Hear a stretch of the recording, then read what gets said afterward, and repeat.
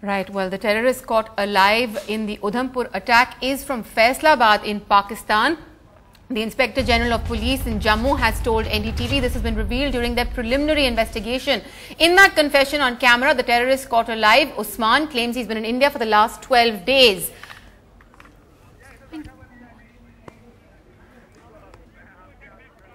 Usman was caught by the village defense committee of the area in Udhampur in Jammu. He was trying to escape, but according to the villagers who caught him, one grabbed his gun while the other pinned him down. That video of him taken by that village defense committee.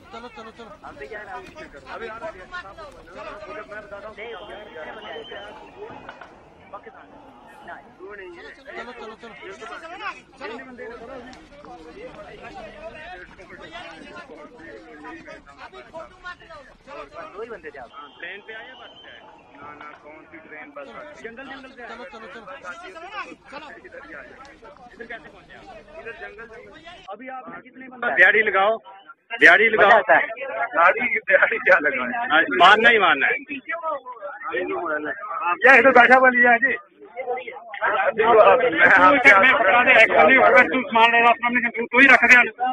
हमने क्यों मारना है यार वो बंदा बैठा जो पुटे पर वो बंदा लगेगा वो दो बंदे हाँ बैठ जाए यार बोल रहे हैं हम ऐसे बात पूछ रहे हैं यार हम भी क्या पूछ के करें अभी आ रहा है डीएसपी साहब को पहुंचना था मैं बताता हूँ पाकिस्तान ना दो नहीं है एक तो बात है ना कितने बंदे ने पता उसमें यही बैठा हूँ तुम्हारे सामने और बस दो ही बंदे थे आप ट्रेन पे आए या बस पे आए ना ना कौन सी ट्रेन बस आती जंगल जंगल से आए अगर ट्रेन बस आती होती तो इधर ही आ जाए इधर कैसे पहुँचे आप इधर जंगल जंगल अभी आपने कितने बंदों ने घुसपैठ की है वाटर कहाँ से पार किया आपने इतने बड़े डील कैसे है वाटर कैसे पार किया है मेरे को आदमी है बहुत सामने बहुत बैठे हुए नहीं ऐसे खाना पीना कौन देता है आपको जब आपको इतनी देर लाता कौन है आपको खाना पीना क्या है घर में सुबह का खिला लेते हैं ऐसे आपको पनाह देते हैं लोग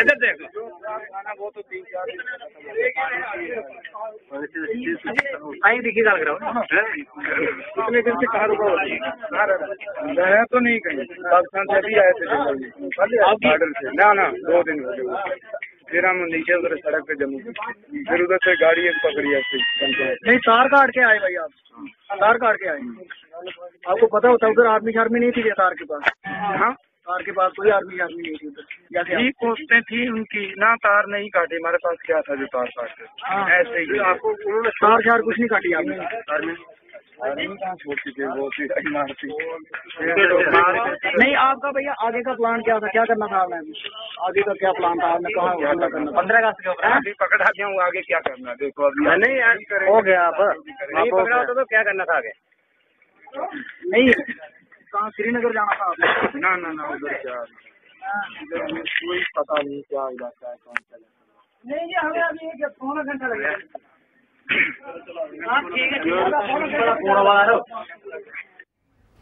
Right, well, much more on this developing story on the buck stops here. Special Barkha is joining us live right now. Thank you very much, Maya. Well, those details still coming in. Initially, we thought that the captured terrorist's name was Qasim, then we believed it to be Usman, and now finally, as his formal interrogation starts, we know his name to be Mohammad Naved. Mohammad Naved has told the Jammu and Kashmir police in that interrogation taking place after he was first taken for a medical check to the hospital, that his name is in fact Mohammad Naved. Mohammad Naved, whom the police were calling Usman up until now, and Qasim before that, is from Faisalabad in Pakistan. Those images you're seeing on your screen create a spooky and an eerie and an ominous sense of deja vu. The fact that the terrorist has been captured alive, taken alive, is of course reminiscent of Ajmal Kasab, a big breakthrough for security personnel of course, but also very similar in persona to Kasab. If you look at those twin images, in fact, if we can bring up those 2 images where we actually look at Ajmal Kasab juxtaposed with Muhammad Naved, whom we've been calling Usman all this time, they actually look spookily similar as well. Both obviously young men indoctrinated at a very, very young age in Pakistan to become hardened terrorists. And what was really almost creepy in today's images is that when you look at that taped video in which in fact Usman Urf Muhammad Naved, which is his real name, and there you can see Muhammad Naved. Can we just bring up that picture of his video where he's actually smiling? You know, there's this really peculiar moment where he's actually smiling, and it is almost like a smiling assassin. He seems to have absolutely no fear on his face. You can see that in those pictures there. He's laid back, he's contradicting himself on when he infiltrated. He first says, I came in 12 days ago, then he says, I came in 2 days ago. Meanwhile, sources in the security forces saying this could have been a fresh infiltration as recent as last night. These are raising all kinds of questions. This has happened just 24 hours after one of Pakistan's most respected police officers, police investigators, Tariq Khosa, in fact said guilty as charged to every major Indian allegation that has been made about the Mumbai attacks. 24 hours later, you have this kind of terror attack taking place, the BSF convoy on the Udhampur highway being targeted. In fact, there was specific intelligence as early as May that this stretch of the highway could be under attack. There will be questions asked as to how this attack still took place, but remember, infiltration across the border and the line of control continues to be an issue, and the area of the highway that Muhammad Naved or Usman and his accomplices targeted was only about 8 to 10 kilometers from the border. This raises all sorts of questions for what will happen when the two national security advisors of India and Pakistan meet. If they meet, will those talks go on as scheduled, or has this raised a complicated set of questions for the Modi government's Pakistan policy? Let's introduce our special panelists as we look at the unfolding dimensions of this terrorist taken alive after Kasab. Now we have Naved, and the two images, the two men, the two terrorists, spookily similar, creating a sense of deja vu. From the BJP, we're joined by its senior leader, Tarun Vijay. We're also joined by Ajay Sahani, who's of course a counter-terrorism expert. From Pakistan, we're joined by Air Vice Marshal Shehzad Chaudhry. Also joining us from Chandigarh is General B.S. Jaswal, who's of course served as a Northern Army commander in the state. And from the Congress, we're joined by Manish Tiwari. Tarun Vijay, I'll start with you. Politically, this raises a set of questions for the government, and these questions come up for every government. They came up for the Manmohan Singh government before you. Now they come up for the BJP government, the Modi Sarkar. Gurdaspur has happened. Then you have Tariq Khosa's admission on 26/11, and now you have this terrorist taken alive in images that are eerily reminiscent of Ajmal Kasab. Do you believe that given what we are seeing happen in Jammu and Kashmir and from across the border, the national security advisors should still meet as scheduled? See, we all believe that Pakistan has become a terror factory. If not every Pakistani is a terrorist, almost every terrorist is a Pakistani or has a Pakistan link. Perhaps they are itching to have what Putin did to Chechnya. But India is a very responsible country, and our mature diplomacy guides us. So while giving a befitting reply to the terror factories and eliminating the modules of the terrorism in India, and being very brutal to all these terrorists who attack India, and they are attacks on a war on the Indian state, we must keep engaged the Pakistan's whatever kind of a government is there in Islamabad. Yes. We have to keep in mind that Pakistan is patronized today by America and China both. And it's a very ironical situation. While USA's former NSA, Mr. Hadley, says that we have to be in consultation with India and India must support their stand on Afghanistan, Americans have to answer that every dollar they give to Pakistan results in creating a Kasab or a Naved. Yes. And this is a fact. Yes. So we have to be very, very ruthless with all these Sir, but should therefore the scheduled talks take place? Tarunji, should the scheduled NSA talks take place? Should these talks take place? Scheduled talks should take place. And NSA is a very intelligent person. He is a very patriotic person. He will take his own decision. I am in no position to advise him. Okay. Manish Tiwari, ideally this should not be a moment for Congress BJP bickering. But the fact is that no political party really follows that rule, even when terror strikes India as it did this morning on the Udhampur highway. The significant thing about today is, like Kasab helped India nail the Pakistani involvement in 26/11, we now have a terrorist taken alive. It's become increasingly rare for operations in Jammu and Kashmir. And this terrorist is confirming, smiling all the while, apparently he's intoxicated, contradicting himself several times, but saying that he comes from Faisalabad in Pakistan. Where does that leave what the government should do next?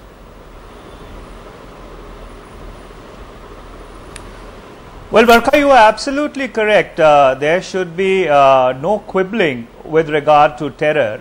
And therefore, if a Pakistani terrorist has indeed been apprehended, which seems to be the case, I think we need to congratulate our security forces and the people who apparently got hold of him for doing a very fine and sterling job. But let me rewind to something which is possibly germane to the question which you've asked. And that is whether the NSA level talk should go forth or not. Yes. And the answer to that squarely lies in the unfortunate disaster in Ufa. Even before the ink had dried on the joint statement in Ufa, you had Sartaj Aziz, who's supposed to be Mr. Doval's interlocutor, standing up and almost rubbishing the statement. After that, you had again had increased activity on the international border in the line of control, followed by the Gurdaspur attack, and then even statements by the finance minister of Pakistan on the floor of the Pakistani Senate, again almost ridiculing the entire Ufa process. So therefore, under those circumstances with heightened terrorist activity, what I do not understand or I cannot countenance, maybe you would be able to educate me since you understand Pakistan much better than I, that what exactly would the two NSAs talk about? You know, because they were supposed to pick up the threads and take the peace process forward. But here, even if the NSA level talks happen, they will be talking at each other rather than talking to each other. So it really begs the fundamental question that after all that what has happened since Ufa, is there really a rationale for the Indo-Pakistani engagement? Well, you know, Tarun Veji, was not as bad as Sharm el-Sheikh. At Sharm el-Sheikh, India gave under Dr. Manmohan Singh whatever was never given to Pakistan by any Indian Prime Minister, Balochistan issue.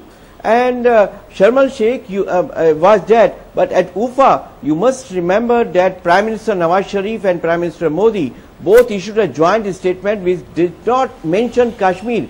That created a lot of furor in back home in Islamabad.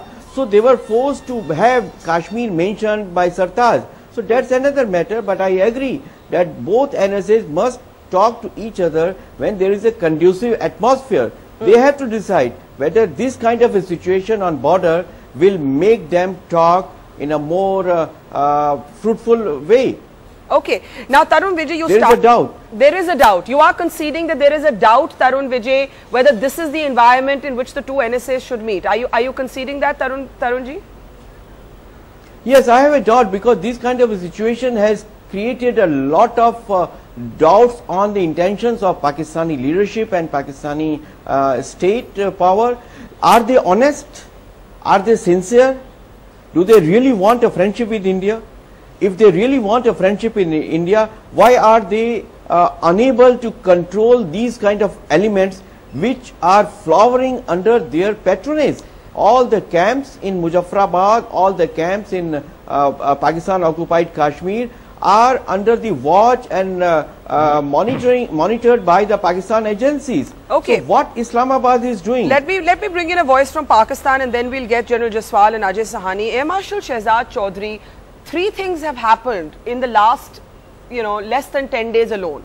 The attacks in Gurdaspur, your own respected investigator Tariq Khosa saying that all the allegations India made about Pakistan on 26/11 are true, and now a terrorist taken alive who, reminiscent of Ajmal Kasab, is obviously a young man indoctrinated to be a terrorist at a very early age, who's sitting there freely admitting that he lives in Faisalabad, that he has a brother who's a teacher, another brother who's in a hosiery business. The details are very specific. This is coming from his own account about himself, Air Marshal Chaudhry. Yeah, yet by your own account, he continues to conflict his own statements.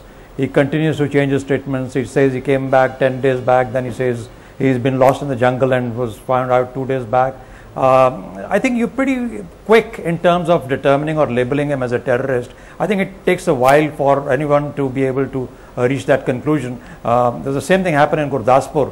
While the attack was on, someone in the Indian media started to chant that they had been come out of a flooded Ravi. I don't know who made them cross a flooded raging Ravi at that point of time. But the GPS, anyway, but Air Marshal Chaudhry, you can argue about the rhetorical pitch of media and politicians, but in Gurdaspur, the GPS I'm interjecting briefly and then you can respond. The GPS was traced back to journeys that originated from Pakistan across the border into India, and even if this terrorist, Mohammed Naved, is contradicting himself on when he came in, the fact is that he's been caught and he's sitting there saying, "Hame bola jaake maro."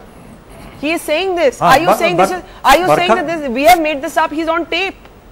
No. I'm not at all saying that. It's quite possible that what you're saying is right.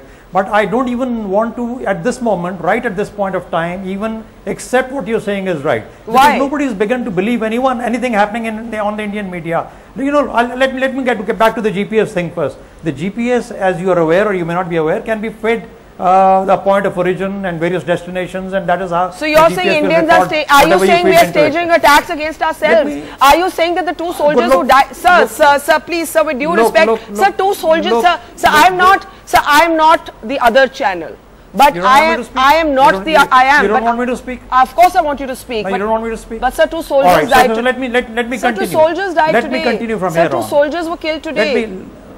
Let me continue from here on. We had 3 people who died yesterday. The issue here is that you caught someone that you label as terrorist and you think that he's been sent in by Pakistan. I think there isn't a better opportunity for both nations to finally get together and investigate jointly whether it is true or not. We lost that opportunity in Mumbai. I think we lost that opportunity in Gurdaspur because you killed all 3. We need to, on this particular case, create that joint investigation possibility and a forum whereby both sides are represented and be able to investigate exactly who is to be blamed. Now you said he's indoctrinated. I can tell you from a Pakistani point of view, who's indoctrinated him? Did RAW indoctrinate him? Did the ISI indoctrinate him? Those are the larger questions that are hanging today. Why would RAW indoctrinate, sir? Why would? Well, that's that. Why would ISI indoctrinate? Why would ISI? Because the ISI has used the Lashkar-e-Taiba. Sir, as you well know, the ISI has used the Lashkar-e-Taiba. Than what you are actually proving to be. Sir, no, you are supposed to be more tolerant. Sir, in fact, you are for once. I've known you always to be very candid, and today you're not being candid, and you're surprising me because the ISI has for years harbored the Lashkar-e-Taiba. So you're not even letting me ask my question. You're not even letting me ask my question. At least hear me out. Yeah, go ahead. At least hear me out. Go ahead. Sure. I am saying, you said, why would the ISI... I have enough patience. No problem.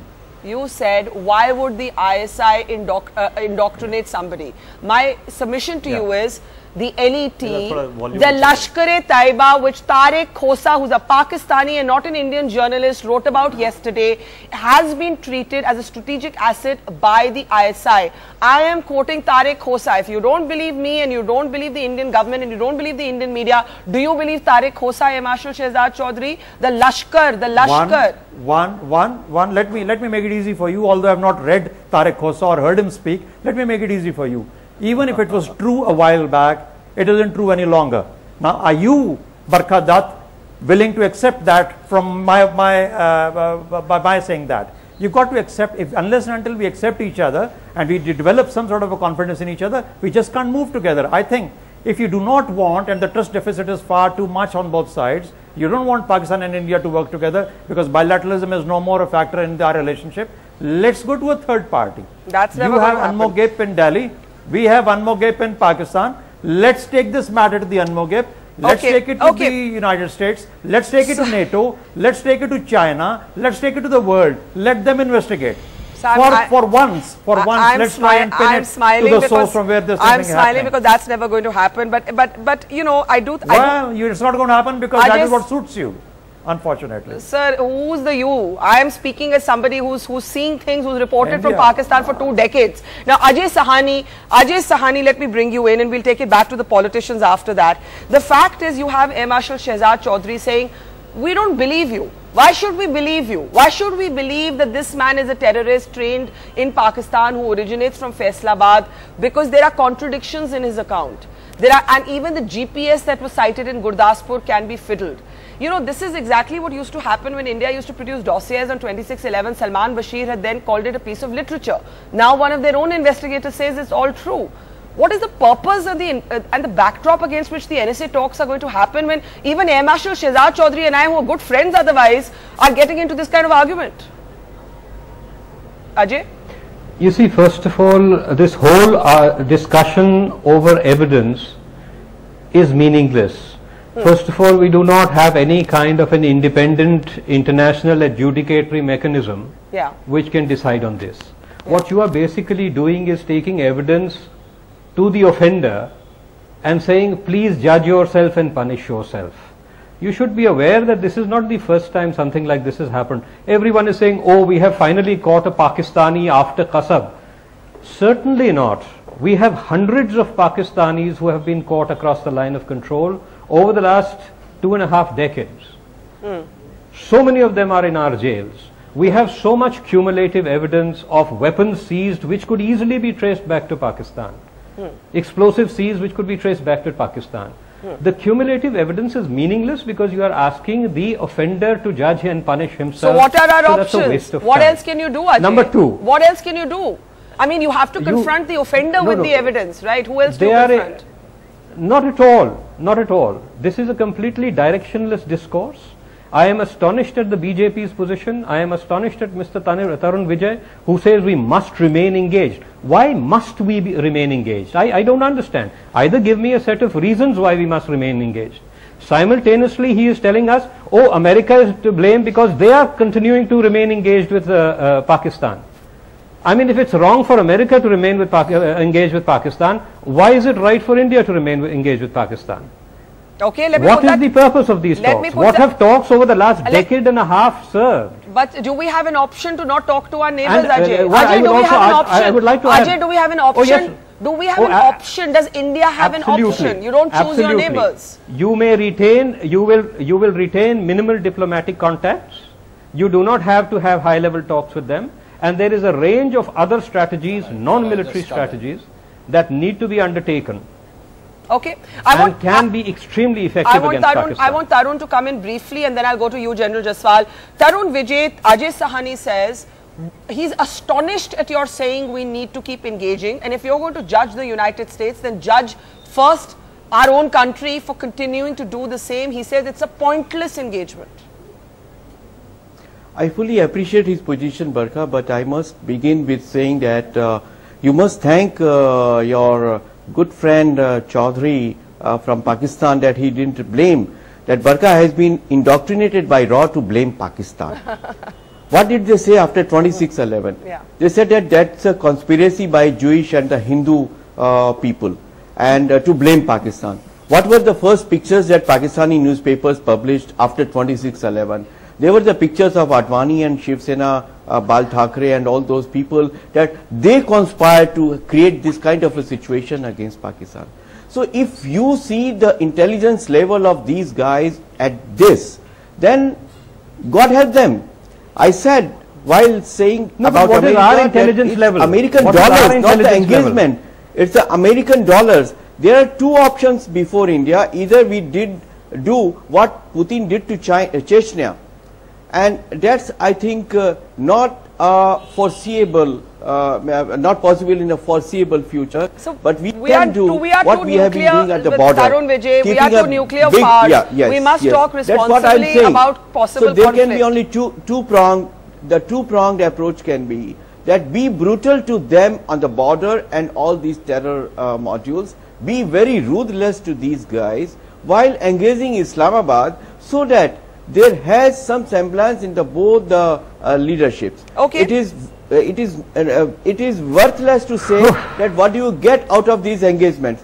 There is no other option. We are the neighbors, and while the previous governments were not that lethally giving responses to Pakistan, we are giving those responses while engaging Islamabad. Okay, I want to bring in General. What are the lethal responses? Ajay, sorry, Ajay, what? Ajay? What are these lethal responses we are giving? Well, we are giving the tit for tat in at borders. I mean, Pakistanis are getting a good reply. Give me numbers. Tell me how many people. Everywhere. What is a good reply? Giving hundreds of good reply is that be brutal to them. Give them a good response. Where so are you brutal? It is Please a lesson explain to them. me.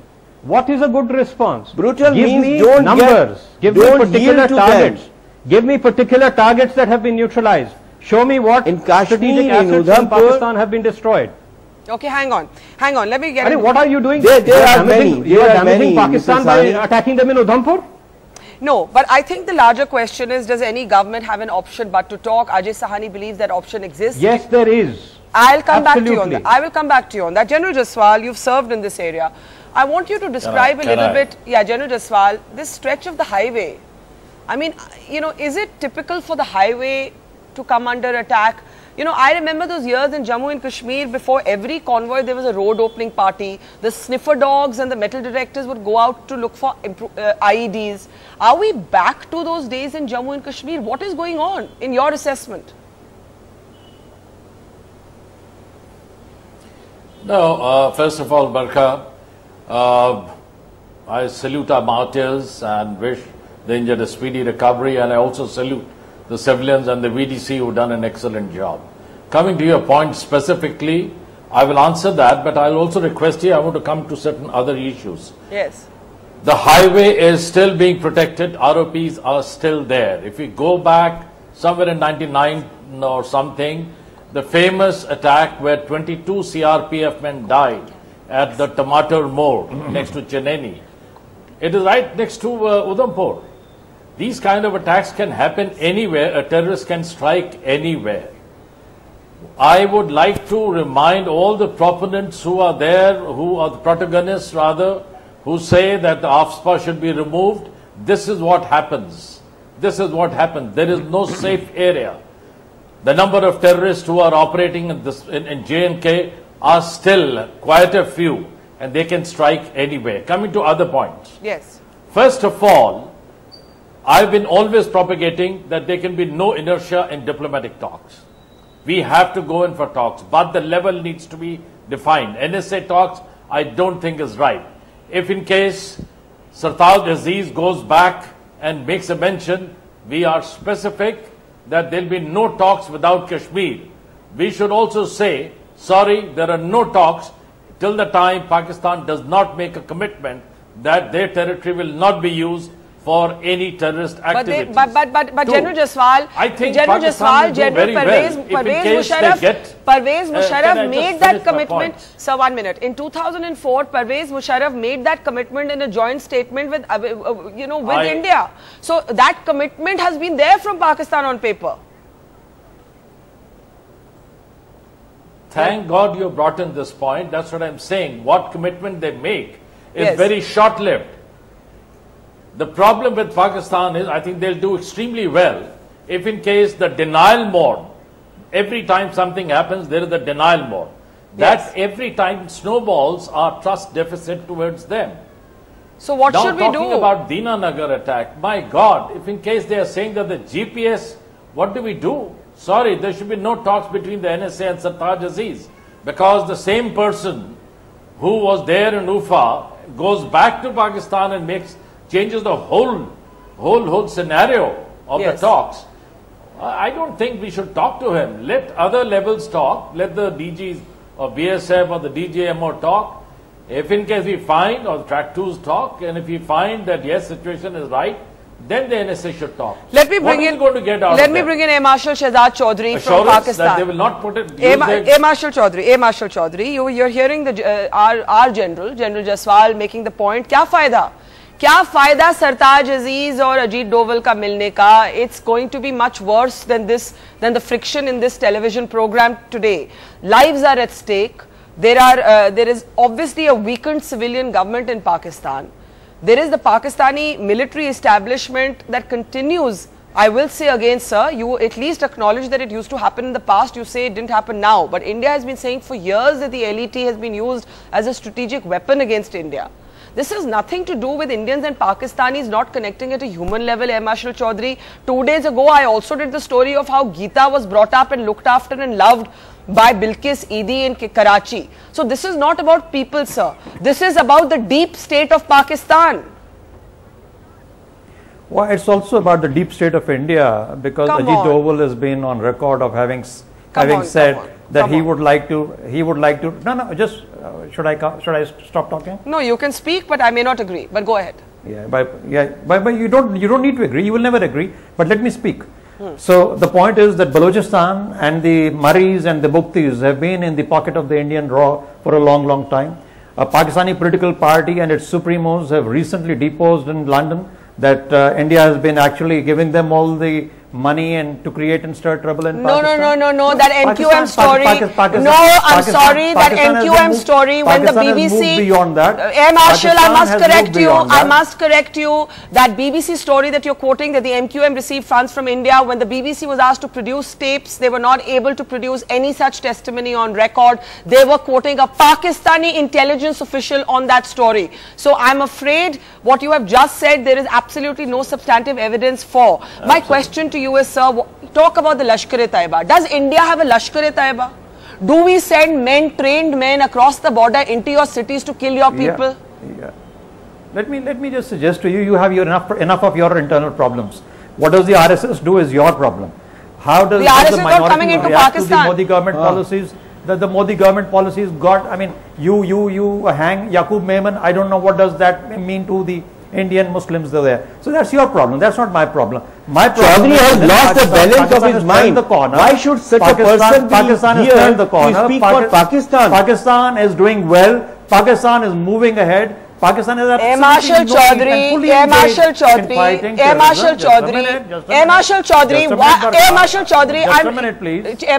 you know, I'm really surprised to hear what you're saying today. Because the Yaqub Memon execution, if it was debated, it was not just debated by Indian Muslims, it was debated by Indian Hindus and Christians. So please don't make this an issue about Indian Muslims. Sir, this is not about Indian Muslims. Are you saying that the Indian Muslim will support some man who is convicted of terrorism? Look, I'm not suggesting to you what incites the Kashmiri Muslims.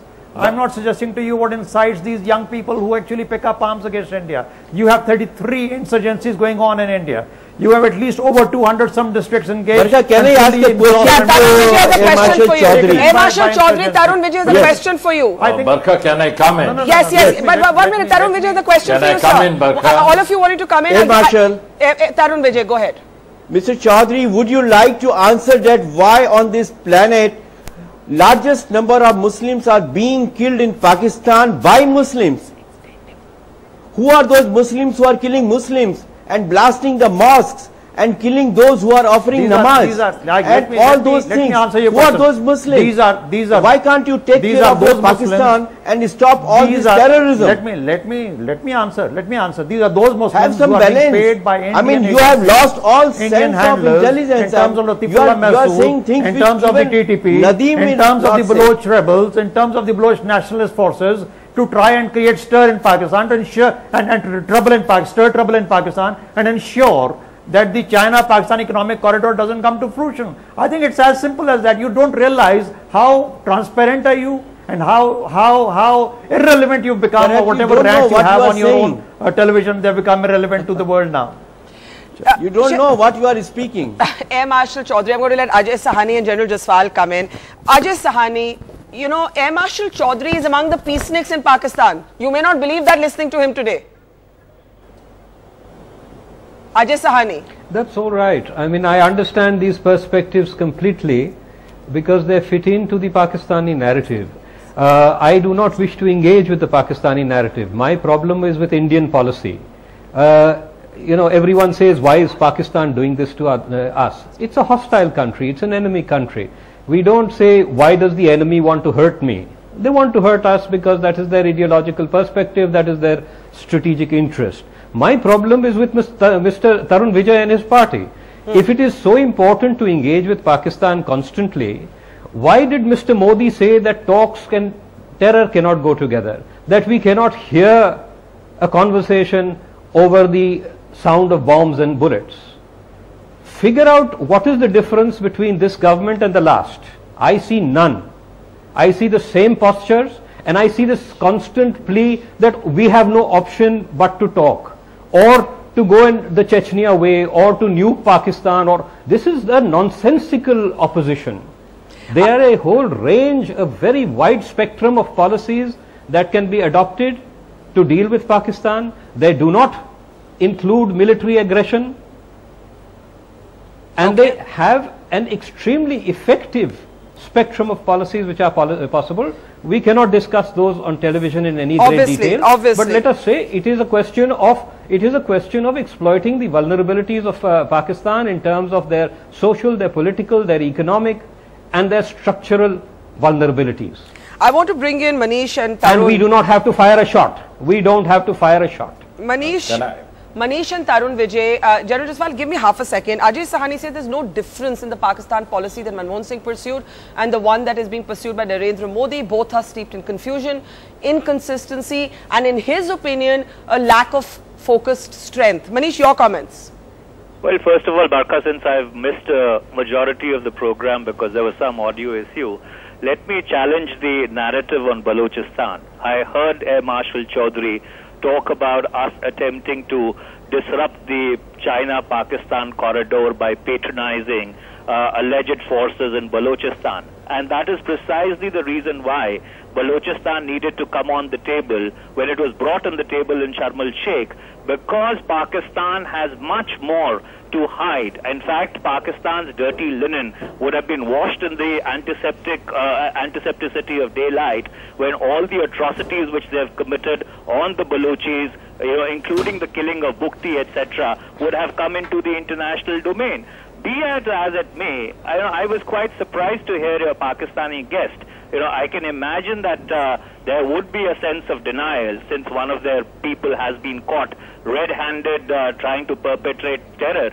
But to extrapolate from there and try and say that India has been attempting to destabilize Pakistan, unfortunately the reality is that we haven't. And notwithstanding whatever Mr. Sahni would say about the broad range of options which are there in our menu, we did not deploy any of those options deliberately for the simple reason that we did not believe that that destabilizing the neighborhood would foster the entire concept of peace. So you agree, Manish? So you agree, Manish? So Manish, do I hear you agree that no, and do I hear Tarun Vijay agree that every government has to engage with Pakistan? Has to engage. The difficulty, Barkha, is that this government has got caught in the trap of its own rhetoric.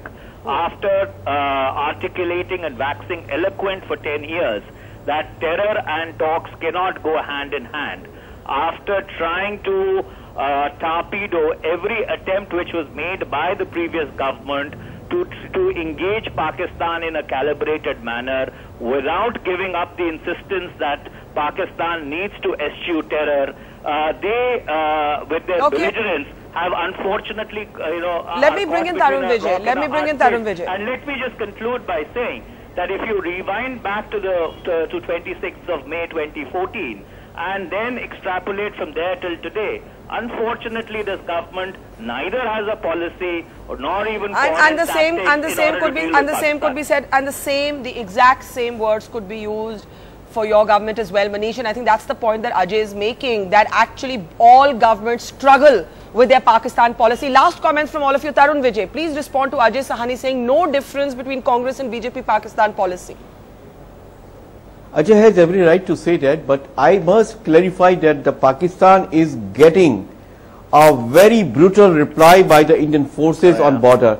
There are things which I will not be able to tell you on this TV screen, but I know for certain that while the previous governments were not as aggressive on Pakistan as we are, it is but natural that while we keep our borders in control and make Pakistan bleed if they have any kind of a menacing step towards India, we must keep engaging Islamabad at whatever level. I am agreeable with General that it's not a good opportunity to have an NSA level talk, but we must keep engaging Islamabad while giving Pakistan a very ruthless reply. And look at this Chaudhary, what kind of a nonsense he is talking about. Air Marshal Chaudhary walked out of the show. These Pakistanis. He has walked out of the program after our relentless questioning, and I think that gives you a sense of how difficult it will be for Ajit Doval, who was only yesterday talking about how India must learn to punch, we must not punch below our weight, and what is the the purpose of power if it's not exercise.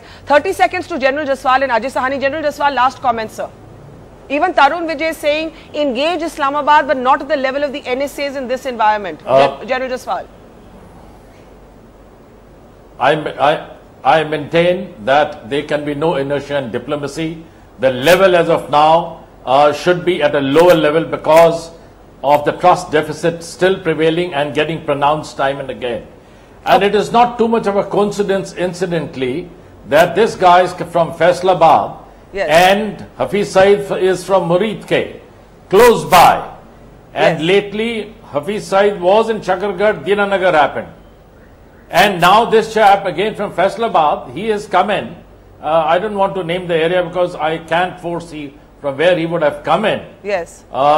This is, anyway, I don't want to foresee. No, of course not. Yes, and now, there are certain areas from where he could have come in. Yes. But these people, what I'm saying is that Pakistan needs to be handled in a much more stronger manner. Why do we keep defending our Kashmir? Why are we not saying POK? That is ours. Why are we not doing that? That's another realm. We have to also be realistic. And Ajay Sahani, coercive diplomacy against Pakistan. Ajay Sahani, 30 seconds. Tarun Vijay says you can be ruthless when you are challenged in the security paradigm, but keep diplomacy going. Maybe not at the level of NSAs, but keep diplomacies going. Ajay, quick last word. Even warring countries talk to each other, but they talk to each other at a level which does not legitimize the adversary. What we are doing constantly is legitimizing the adversary. Number two, I agree with the NSA statement that we mustn't punch below our weight. But we need to figure out what our weight is. What are the actual instrumentalities available? Okay. What is our leverage? And not this childish sort of opposition that we can only either talk, go whole hog after the talking, or bomb Pakistan. There is a lot we can do. In the middle space, all this nonsense about we shouldn't destabilize the neighborhood. The neighborhood is being destabilized by Pakistan. And there's nothing you can do about it except impose costs on Pakistan so that they stop doing this. I am talking about the imposition of costs. I will have to leave it there. And I am not talking about tit for tat. Yes, I got what you're saying. Ajay Sahani, Manish Tiwari, Tarun Vijay, General Jaswal. And thank you to Air Marshal Shehzad Chaudhary who walked out of this program. Thank you for taking part in it. Nevertheless, those images of Muhammad Naved from Faisalabad, Urf Usman, who says that he is from Pakistan and literally like the movie, but with a different spin on it, he's saying, my name is Naved and I am a terrorist. Where does that leave? Multiple questions for the Modi government and that NSA meeting scheduled for a couple of weeks from now. We're taking a break. The news continues on the other side.